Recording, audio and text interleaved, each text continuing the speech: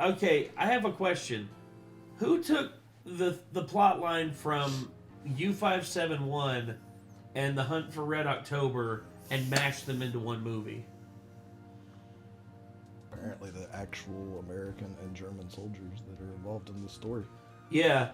Well, okay, here's the thing, because U-571 is a film, good film, by the way, although they changed up the crew. The crew in the movie is American, whereas the crew that captured the U-boat that U-571 is based off of and captured the Enigma machine were British. So that's one thing.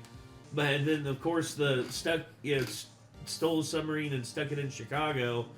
That basically, to me, is a callback to The Hunt for Red October, where they basically like stowed like a submarine in a harbor somewhere to hide it from like prying eyes. Both good films. Both of them really good films. One of them with Matthew McConaughey, the other with Alec Baldwin, and I enjoy both films greatly. So I'm just wondering how you managed to steal a submarine. Oh, well, espionage. Like a difficult vehicle to gain access to. Well, espionage is a weird thing, because the thing with it is German-speaking American soldiers were not as much of a rarity as you would think. There were actually a lot of German immigrants that immigrated over to the United States. And in the beginning of World War I, a lot of the Germans were actually like pro-German, pro-Germany. Like they wanted the Germans to win World War I. Then they found out, oh, so the Germans are actually the bad guys in this. Oh, well, that changes things. And also, not only that, but Dwight Eisenhower, one of the greatest generals in American history, is also of German ancestry. I think he's like second generation German American, and he's one of the best generals ever. But German speaking American soldiers were often used for like espionage and stuff like that, and how they accomplish it is basically they intercept signals for like resupply ships, resupply ships for German U-boats, because U-boats aren't really able to supply like normal ships. They can't just go to a harbor. Is that Asher? Yeah. So U-boats can't just go to harbors and resupply like normal. In order to maintain their mission, they have to stay out in the water and depend on resupplies from various ships that they're allies with. And if you intercept one, you basically call them to surface, and you basically convince them, hey, we're getting resupplied by another German ship, and then enough of your German-speaking like American soldiers get on there, boom, boom, they kill enough people. Next thing you know, they have the rule of the ship. And that's how it goes. It's happened multiple times, and it's actually really cool how they were able to accomplish like stealing the codes and stuff like that. And them stealing the Enigma machine is what led to the breaking of the Enigma code, which turned the tide of the war in Europe, especially for like the British. The British, because of that, they were able to run bombing raids that weren't able to get found out, because they knew how the Germans communicated, and thus it basically shortened the war by like 3 years by them breaking the Enigma code. And that's a story for another time, and if you all are interested in that story, there's plenty of videos out there about it. But this one, I haven't heard this one, and the Fat Electrician is apparently going to be telling us all about it. So are you ready to be yelled at by a Fat Electrician? Yes. Let's do it. You know what you call the only Type 9C German U-boat left in existence? America's.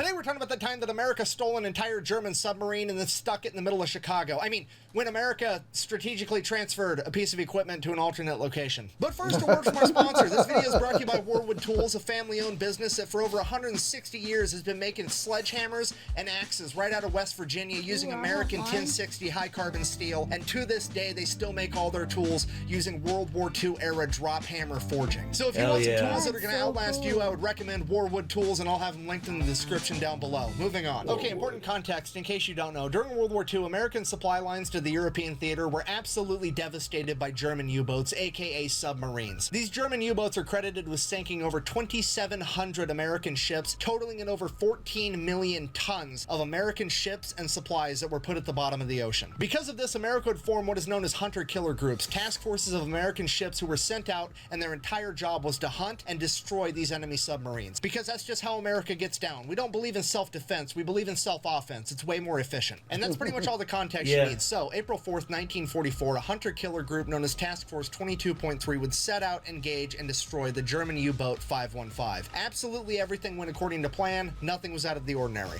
They hit it with depth charges, critically wounding the submarine, forcing it to surface one last time to allow the crew to escape before the submarine would sink below the ocean waves forever. But it was on this particular day that the American commander Daniel Gallery would take unique notice of the fact that the German submarines always surfaced to allow their crew to escape, and he decided that he was going to do something unprecedented, something that no American sailor had done since 1815.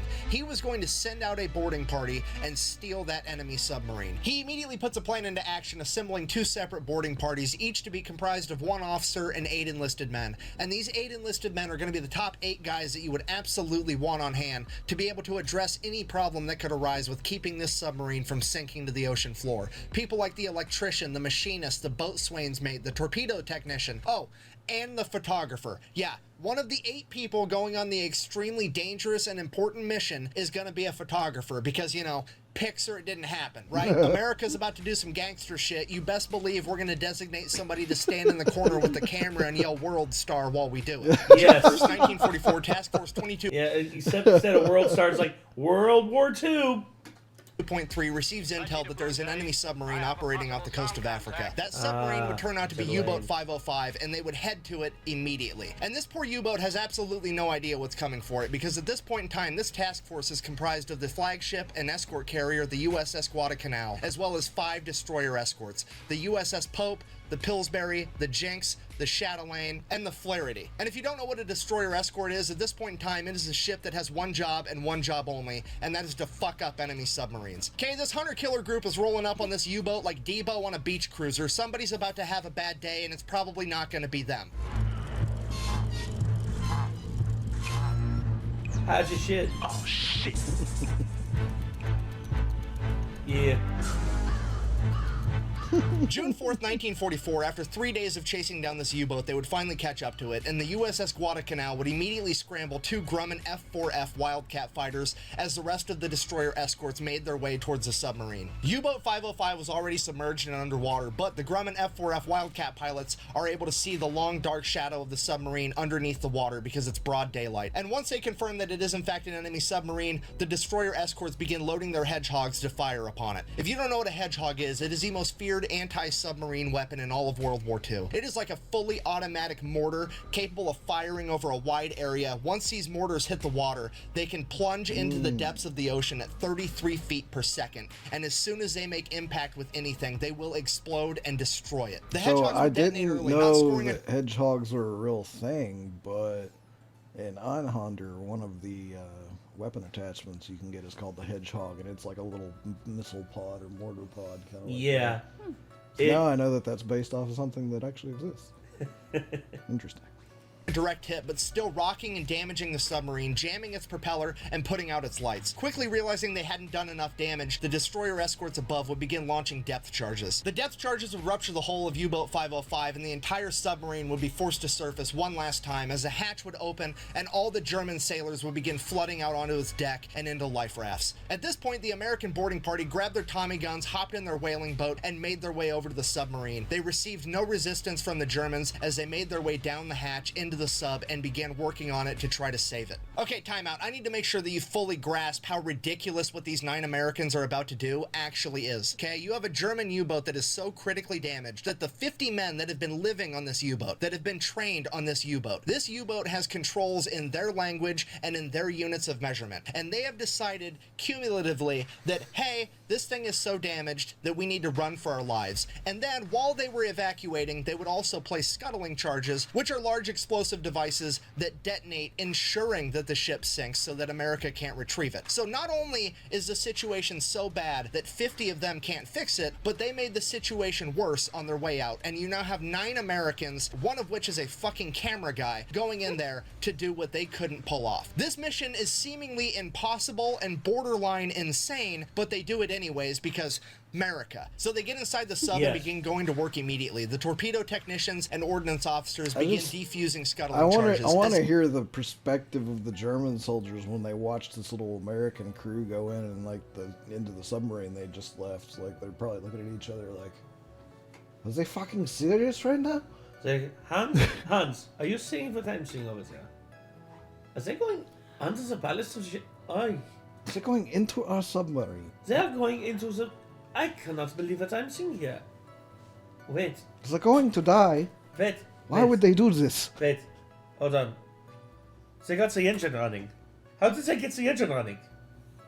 Like Hans, are you sure the engine was busted when we evacuated?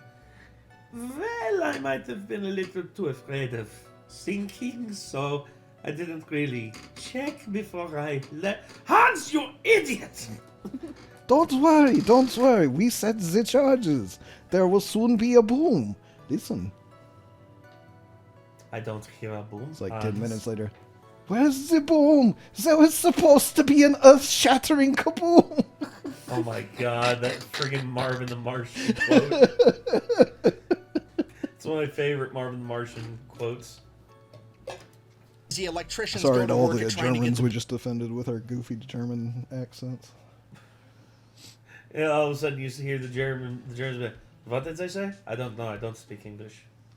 bilge pumps back up and running to pump water out of the submarine, and the damage control men and the machinists begin working on plugging holes and getting the motor back up and running. And while all of this is going on, the officer in charge of the American boarding party, Lieutenant Albert David, notices that the submarine is sinking so fast that there is now water pouring into the open hatch on top. And it is at this moment that he has to make a split decision. He either has to get his men out and save their lives, or he has to shut the hatch and give them more time to work. But if they can't pull it off, they are all going to die in that submarine. And without thinking twice, he closes the hatch. A few minutes later, the second boarding party would board U-boat 505, and they would attempt to open the hatch to get inside the submarine and help, but the sinking submarine had created such a powerful vacuum that it was impossible. So they did the next best thing. They got a tow line, tied the U-boat 505 to the USS Guadalcanal, as the USS Guadalcanal began towing the now sinking U-boat. Feeling that they were now moving, the Americans on the inside had an ingenious idea. You see, the U-boat didn't have enough power for anything but lights. They were running entirely on batteries. The reason they didn't have power is because the propeller was jammed, and the propeller was jammed because they couldn't get the motor going again. So what they did was they disconnected the drive shaft between the motor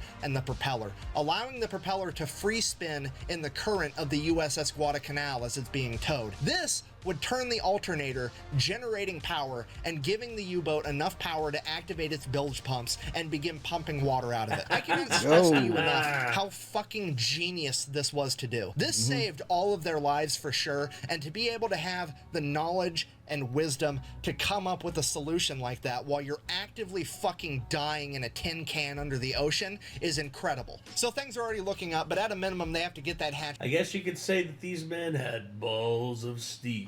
Pretty much.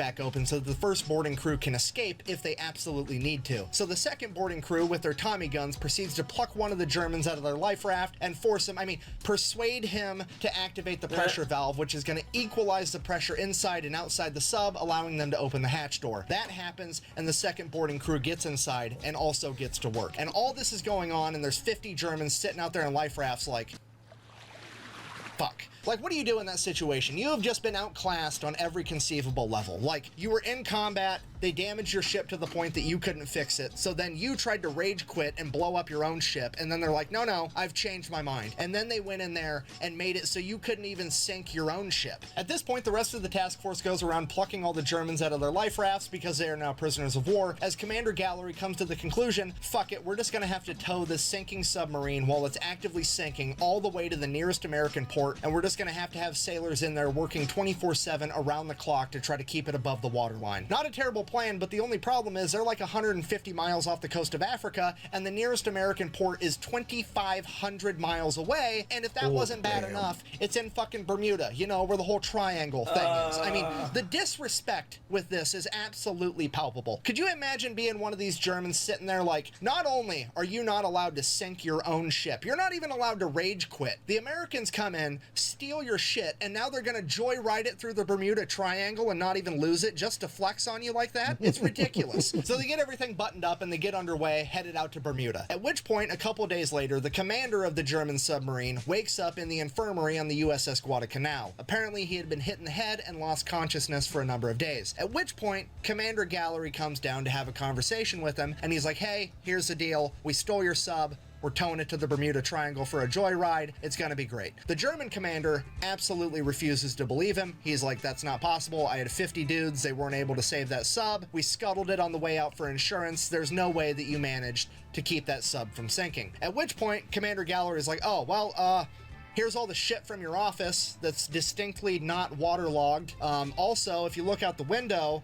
we're towing your submarine behind us right now. At which point, the German officer completely loses his shit. He starts crying. He's completely inconsolable. He's like, when my chain of command finds out that this happened, they're gonna torture me and then they're gonna kill me. Or the other way around. I don't know. This is absolutely terrible. But Commander Gallery, being the cool guy that he is, he's like, hey, buddy, pal, friend, you're gonna sit in a nice POW camp for the duration of the war. We're gonna win, and by the time you get to go back home, you're not gonna have a chain of command, and all of your leadership infrastructure is gonna be completely dismantled. I wouldn't worry about it. Didn't really make him feel better, but I thought it was funny. Now, so they're still making their way towards that big triangle thing, but pulling this submarine and keeping it from taking on water is a constant struggle, and it's starting to look like they're not gonna be able to keep enough water out of this submarine long enough to get it all the way to Bermuda. So, they start interviewing Germans, trying to find one with technical knowledge that would be willing to help them keep it afloat. And that is when they come across a young German sailor by the name of Felix Ewald, and he would inform them that not only is he not German, he's definitely not a Nazi, and he's certainly not a fan. He was conscripted when the Nazis invaded Poland, and he was basically being forced to be there. And yeah, that's actually a really big thing that I'm glad that certain war films have talked about. A lot of conscription happened, and a lot of the soldiers that were fighting for the Nazis in a lot of regards, they weren't supposed to be there. The Nazis were forcing them to be there under threat of like violence against their families and shit. The one for me that sticks out is in Saving Private Ryan, when after the D-Day the initial D-Day Beach Normandy battle, they're basically at the back of the bunker. And these two soldiers dressed in German uniforms come up and are speaking to them, but they're speaking in a foreign language, so you can't understand them. And these two soldiers are like, "What? I'm sorry, I can't hear you." And then they gun them down, and then basically they start mocking. He's like, "What was he saying?" He's like, "Look, I washed for supper," just not knowing it.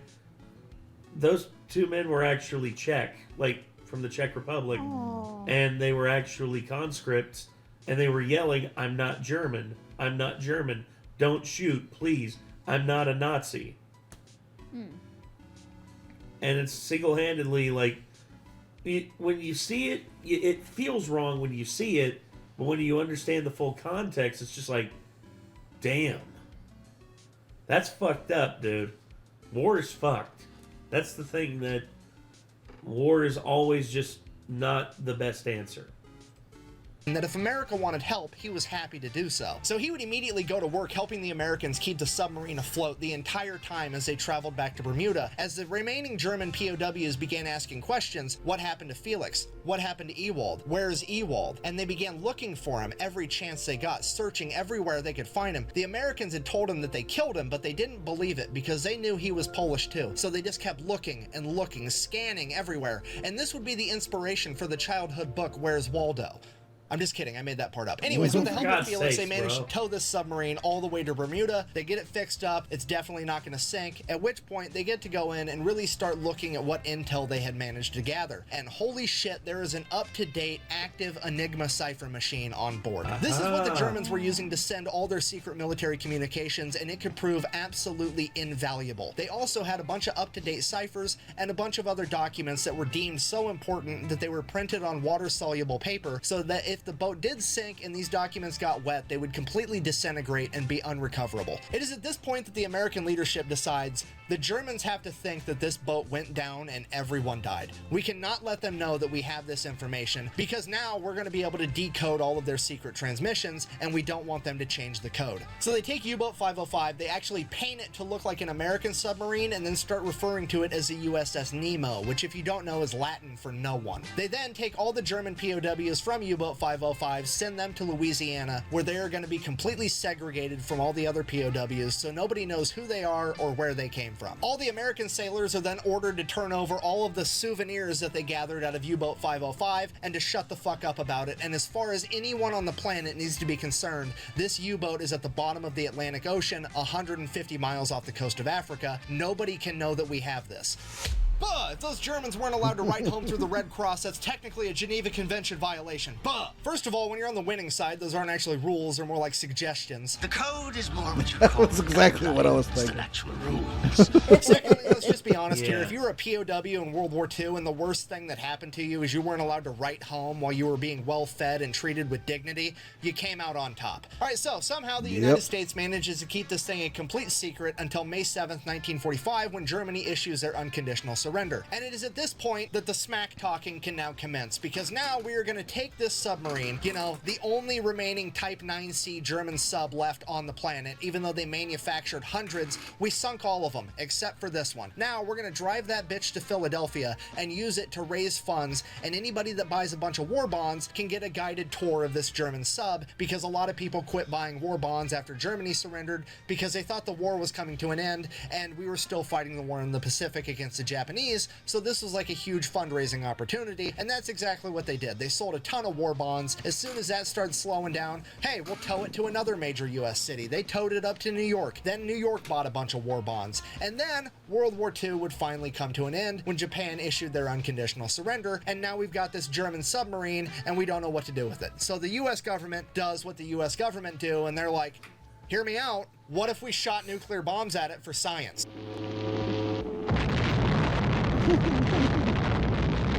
Exactly what the fuck they did. At which point, Commander Gallery, who's now an admiral, chimes in and is like, no, I stole that thing fair and square. We're keeping it. So he ends up orchestrating a deal with the city of Chicago where the U.S. government will donate the submarine to the city of Chicago as long as the city pays to have it shipped all the way there. And that's exactly what happens. They took a Type 9C German submarine, the whole thing, in one piece, and put it in Chicago, you know, like the major city that's the most inland of any other city in America. It's literally fucking 2 Germanys into America. Yes, that is to scale. An incredible logistical feat is the icing on the cake for one of the most amazing and utterly disrespectful stories to ever come out of World War II. And I'm happy to say that if you would ever like to go see U-Boat 505, you still can, because it is still in Chicago today at the Museum of Science and Industry, where it currently sits as a proud member of the second largest navy on the planet, America's fleet of museum ships. Thank you for watching. Best way to support the channel is go buy some merch at thefatelectrician.com. Quack bang out. On June 19th, the U-505 was towed into Bermuda, and there remains as a prize of war. One less wolf to hunt with the pack. One less wolf to hunt with the pack. That's pretty insane. That is nuts. Huh. I I love always that. like watching his videos. They're very informative. Yeah, and fun. Yeah, That's- he doesn't make history boring. Yeah. You know what I would have done, like, just to be a dick after they surrendered? What? I would have been like, we gladly accept your surrender. Put it in an envelope with their cipher. Yeah. And send it to them. Oh. They would have been like, they accept our Yes. surrender. There's something else. Damn. What the hell? What in the fuck? What in the fuck is this? Sons of bitches. How did they get... They didn't. They couldn't have. They took a U-boat. American swine!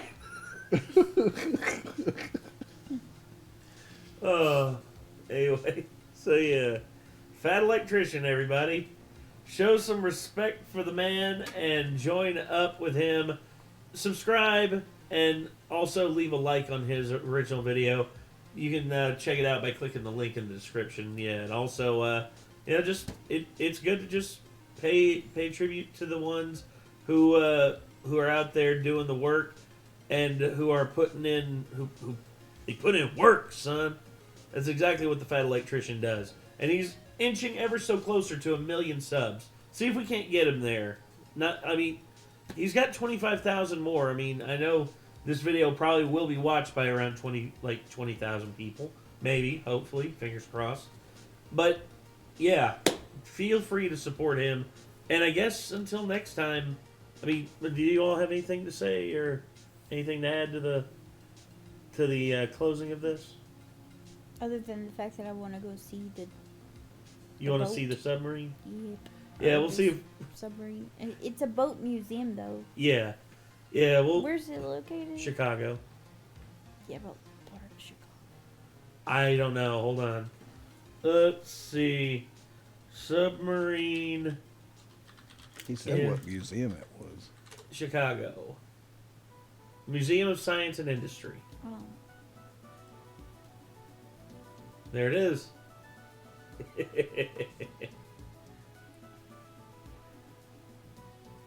That's so freaking cool. Yeah.